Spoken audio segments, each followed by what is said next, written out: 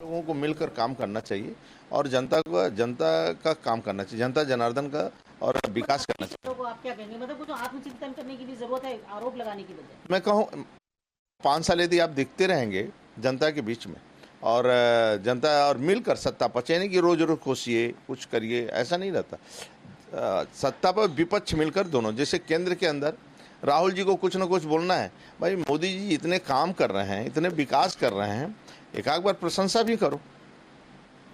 आप संगठन चलाओ, लेकिन ऐसा नहीं कि विपक्ष है तो हम कह देंगे नहीं ये जनता को बचाने कोरोना जैसे महामारी में अखिलेश जी कितना खराब बोले कि मोदी का टीका है, और तीसरी लहर में लोग बच गए, नहीं तो ऐसी तैसी हो जाती है देश का और राज्य का। आज हाँ, आज टीका के कारण बच गए, गरीब भूख से नहीं मरा भाई, भूख से बच गया। 15 करोड़ को अन्न देना कोई छोटी मोटी बात नहीं, और महीने में 2 बार देना और 2 साल से देना, ये कोई छोटी बात नहीं है। तो यानी मेरे कहने का तात्पर्य है कि ईमानदारी से के साथ जनता की सेवा करना चाहिए। हम ये कह सकते हैं कि जो समाजवादी पार्टी का नारा था कि अखिलेश आएंगे के नारे पे आएंगे फिर योगी ही कारगर होगा। हाँ, कारगर, और जनता जनार्दन से ज़्यादा दूरी नहीं होना चाहिए किसी भी नेता का।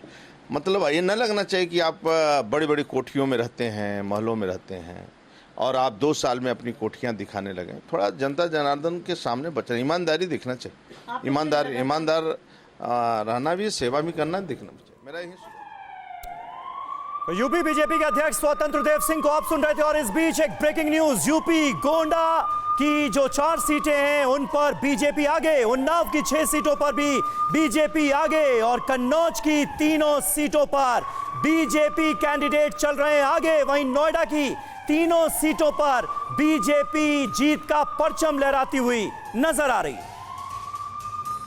मऊ में 4 में से 3 पर बीजेपी आगे, वाराणसी में 8 में से 5 सीटों पर, 8 में से 5 पर बीजेपी आगे, 3 पर पीछे। लखनऊ में 6 में से 3 पर एसपी आगे है, यह बड़ी बात है।